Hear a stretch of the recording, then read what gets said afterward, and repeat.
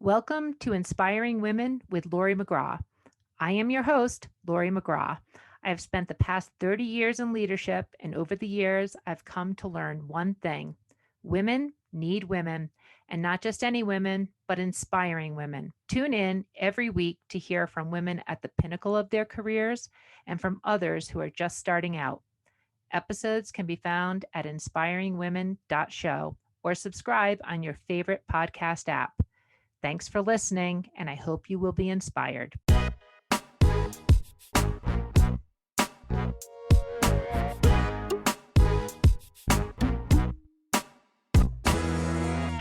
Welcome to another episode of Inspiring Women, and today we're speaking with Carrie Valiant. She is an attorney with Epstein Becker Green. She's a member of the firm in the healthcare and life sciences practice out of Washington, D.C. Now, Carrie has been with the firm since the beginning, actually, and she does many things with Epstein Becker Green. Importantly, she's the chair of the firm's Diversity and Professional Development Committee. Over her career, she's done a lot of work in the area of healthcare fraud and writing and working in that area. She writes and lectures extensively in this specific area, and she's well recognized as an important and accomplished healthcare expert lawyer, being recognized by her peers, being recognized as Washington, D.C. super lawyers, some of the best lawyers in America, the Legal 500 in the United States, and many other awards over her tenure. Now, she has a degree from State University in New York, her law degree from George Washington University, and she's on the board of many organizations, importantly, women business leaders. And Carrie, I'm really pleased to be talking to you this morning. Thank you so much for having me, Laurie. First, let me say how pleased and honored I am to be here today. Thank you so much.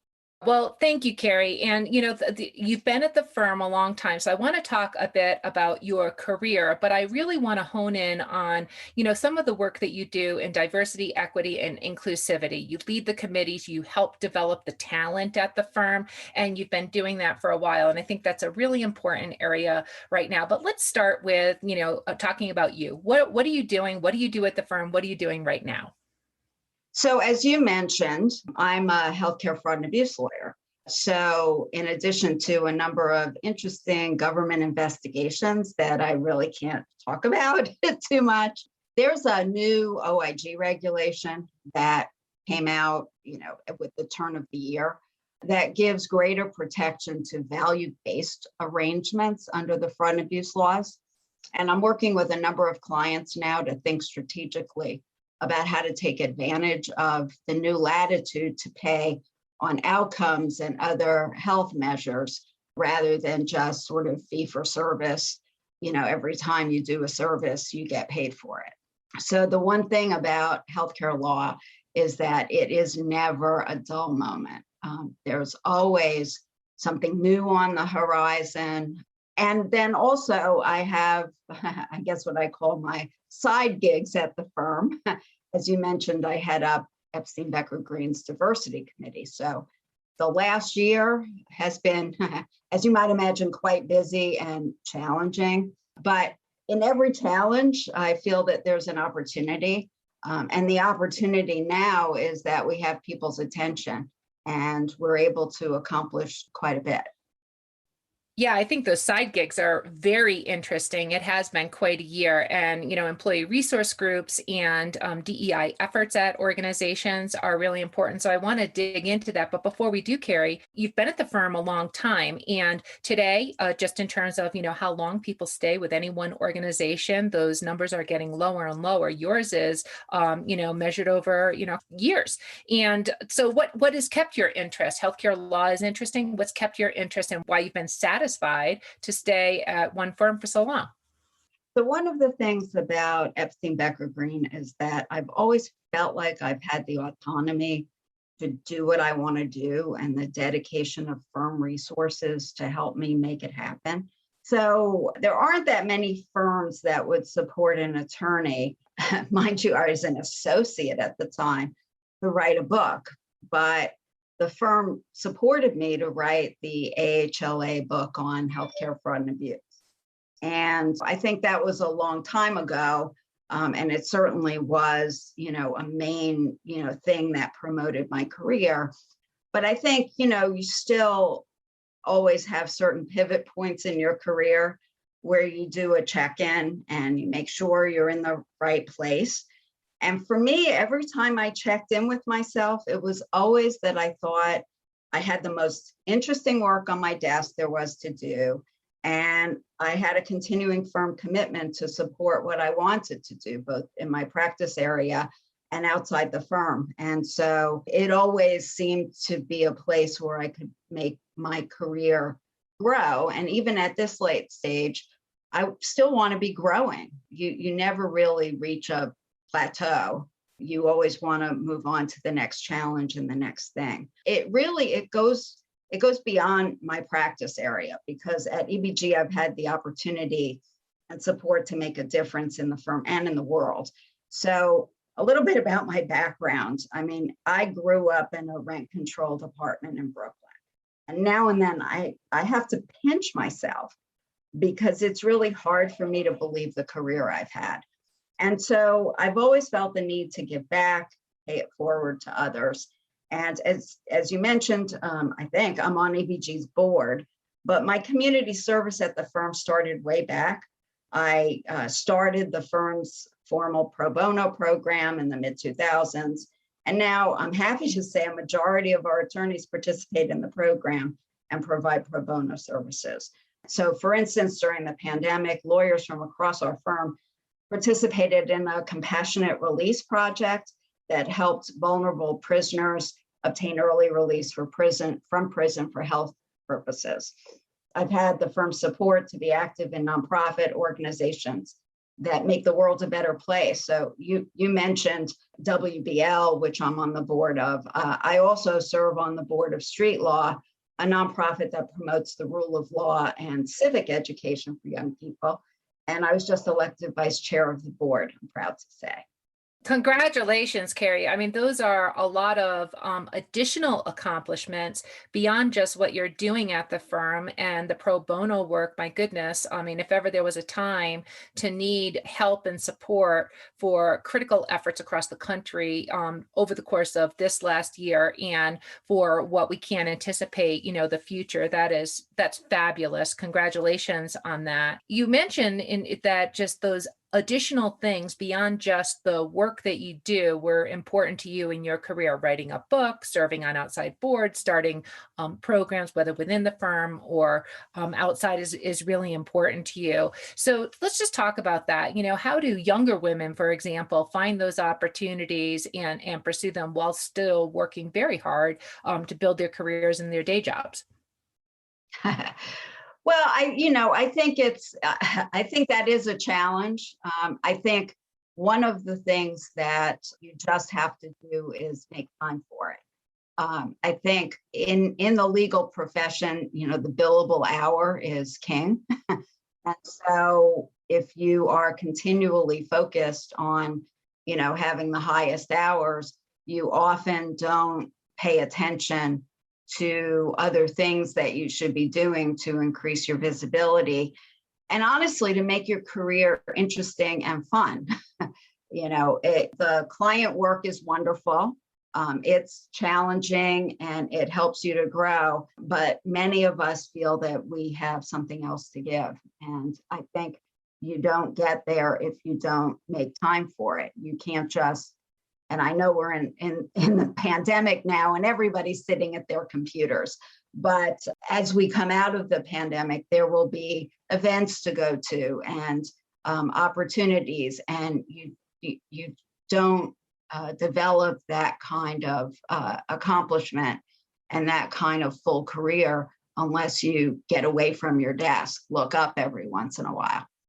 I agree with that. And I think that, so many of the younger women that I speak to, they talk about this last year, the pandemic from a career perspective is almost a lost year in terms of having the opportunities to get out, network, develop. But your point of make time for it, I think is a very, very good one. Let's talk about the D&I work that you do, diversity and inclusivity. You chair the committee for Epstein Becker Green. When did that start? What was it? I mean, everybody has those types of efforts, it seems, today. How long have you been doing it? Why did you start it? What have you been doing with it? So I did not start our diversity committee. We've had a board level diversity committee for many years. And, one of the things that I like to say about Epstein Becker Green is that we were diverse before it was cool to be diverse.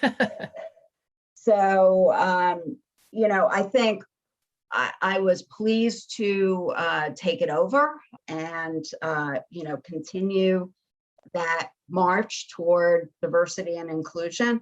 I think this is an area that requires continuing time and intentionality to stay the course. I think the last year in particular with the George Floyd tragedy has been particularly challenging. And I think it's really important for allies like myself to stay engaged and committed to diversity and inclusion. Studies show that organizations that are diverse are stronger for their diversity. They make better decisions, they're more profitable.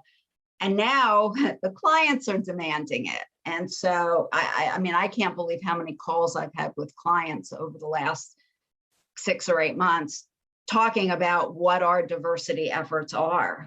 So diversity to me is not just for diverse people, it's for everyone. Thank you, Carrie. That is very interesting in terms of the committee being around for a long time. But as you say, it's a tremendous amount of attention on these efforts now. It's also very encouraging to hear that your clients are asking for it, because nothing helps move things further faster when there are financial reasons for making something happen. That's certainly something that I have seen over the course of my career. So what's different in terms of what you're doing today in this particular area than you might have been doing ahead of the past year of this pandemic, of this year of, national unrest, social justice, which we've all been talking about? And I really do agree with you that this is an issue for everyone. So I think we've stepped up in many ways, including some of the measurable ways that are out there. We are increasingly participating in surveys and other tools that measure diversity and inclusion. But, it's beyond the numbers, right? It's also, are people getting recognized and promoted? What are your policies in areas like maternity and paternity leave and other benefits? Are they in the right place? And I think ultimately, some of the question is, are we providing a welcoming place where all people can feel valued and supported? And to me, this was the piece that was hugely important last year. So following George Floyd's murder, we held a number of virtual town halls for people to gather and share thoughts in a safe space. We also recently had a virtual Zoom conversation about anti-Asian violence. So, we are doing our best to do what we call continuing the conversation on these issues. We also encourage people to participate in affinity groups. We have a minority attorneys forum that has become, as you might imagine, incredibly active this past year. And we have had a women's initiative for over 20 years.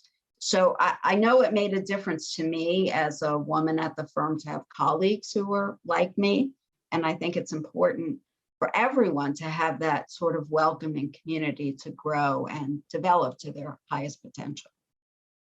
Yeah, and those welcoming groups, those conversations, it's also interesting, sometimes difficult, sometimes helpful, sometimes both, to have those in your place of work, where you're bringing sort of your whole life into the professional conversations that has had a variety of results. I've certainly seen that, in what the work that I do professionally, and I also see that in terms of many other women that I speak to in terms terms of what they're doing. Where has it been challenging? Where have you tried certain things that haven't worked out so well, and how did you adjust? So that's interesting. I think there's always a fear when you stretch and try something new that it will flop. But I think I've been actually surprised in the last year that all of these new things that we've tried, while challenging, I think they've been fairly successful. I mean, not every meeting that we had was, stress-free, but I think that it helped to educate us. It helped us to focus on the things that were important. And frankly, I heard things that were surprising to me about experiences that my colleagues had that they never talked about before. It helped me to understand them better. And I think it helped to focus our attention on the things that are important. Well, you mentioned that the firm really stepped up its efforts, even though there had been longstanding efforts in this area of D&I and certainly the women's initiative over the years. So how are you measuring yourself? How are you keeping yourself accountable that these efforts, that these conversations, safe spaces are actually helping the firm in terms of the efforts and helping the individuals in terms of their both learning as well as professional development? So there are a lot of organizations out there that are passionate about the issues of diversity and inclusion with respect to it generally, as well as, particular populations as well. They all have surveys, and their surveys over the years and the things that they ask us to measure and track have, become, I guess, they've stepped up as well, right? So we do our best to participate in as many of those surveys as possible. And it helps us to measure our accomplishments in that area. But as I said, not everything is numbers. It's also about promotion and making sure that you have a welcoming place. I also think that it's important. I mean, we're a healthcare firm. So I think it's important for us to think about how we can make a difference with respect to diversity and healthcare. And to me, I think the next frontier of things to accomplish in this area is health equity. And it's something that, brings together my passion for healthcare, for diversity, for pro bono service. I've always felt, and I've been interested in healthcare access for a long, long time. There's a lot about our healthcare system that's broken, but it seems to be even more broken for people of color. And, I think the pandemic made that fairly apparent with disparities in access to COVID testing and treatment and now vaccines. Beyond COVID, there are the stresses of being a person of color that make chronic diseases more likely. There are social determinants of health like access to housing and healthy food that exacerbate the situation. And then there's the fact that healthcare professionals are frequently biased when it comes to treatment. I mean, we saw that with women and heart disease a few decades ago, and now we're seeing it with how Black people are treated. So there's literature that's emerging that Black people don't get treated as aggressively as white people when they present with the same conditions. I was actually reading last night that some of the algorithms that health professionals rely on to prescribe treatment have a racial adjustment. And it's like, wait, what? Yes, there's a lot to talk about there, and that's a very, very broad and critical topic in terms of closing those health equity gaps. You are absolutely right that the pandemic simply laid them bare, and the efforts that you're taking, that so many organizations should and need to be taking around these issues. It's urgent. I think that that is sort of like, a bold underscore word that we need to really apply energy towards these efforts. But maybe, Carrie, if we could just turn this back to the conversation about women and helping women in terms of their career growth, because I feel like I don't have time to, go into how to work those other large issues. Talk about mentoring women and what you've done over your time to really help women grow in their careers professionally. Sure. So one of the things that we've done fairly recently, in the last number of years, is draw a distinction between mentoring and sponsorship. So, mentoring is you get a sounding board, you get somebody to talk to. Sponsorship is about getting an advocate, getting somebody who will get you to the next level. And so our conversation the last few years has been much more in the area of who is it that we can sponsor to get to the next level. And I think one of the interesting things to me is that many of the people who we're trying to sponsor, women and people of color, I will say, some of them don't necessarily see their career trajectory in the same way that we do.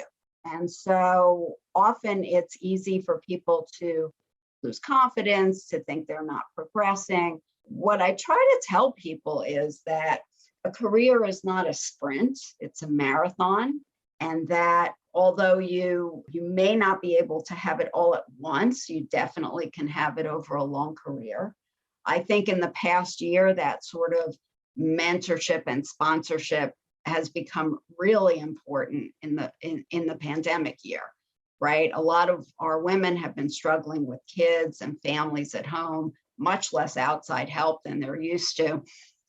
So I think to me, the message that I've been trying to drive home is that just because you aren't making progress this minute doesn't matter so much in a long career.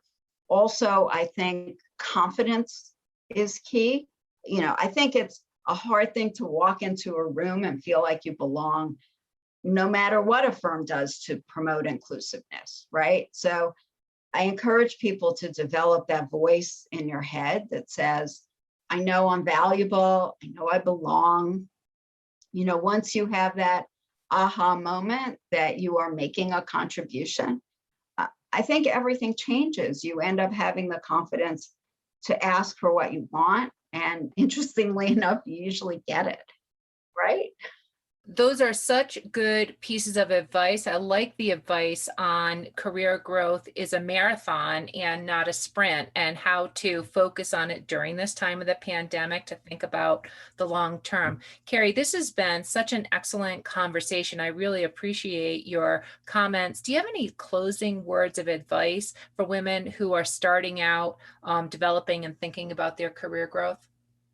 Definitely. So one of the things that I talk about as well is that people need to stay true to themselves. Everybody's always going to tell you what they think you should do to be successful, but really you have to follow your own star. And that's ultimately what makes you successful. I think also that it's not only important to achieve for yourself, but to do what you can to develop and promote other women as well. And I think that's true at every point in your career. That you can always walk into a room. The rooms we walk into these days still don't always have, women who are leaders, and certainly women of color who are leaders, right? So, a lot of the rooms we walk into, especially on Zoom, right? You can see all the little boxes. And a lot of those little boxes have too many men and are too white, right? So we all can look around, make a difference, see what we can do to recommend other women of color, other people of color, to make the world a more diverse and inclusive place. As I said early on, this is everybody's issue, and we all can make a difference. Carrie, thank you so much for those great words of advice. I really appreciate it. This has been an Inspiring Women conversation with Carrie Valiant. And Carrie, thank you so much. Thank you, Laurie. So nice to be here. Thank you so much for having me. This has been an episode of Inspiring Women with Laurie McGraw. Please subscribe, rate, and review. We are produced by Kate Cruz at Executive Podcast Solutions. More episodes can be found on inspiringwomen.show. I am Laurie McGraw, and thank you for listening.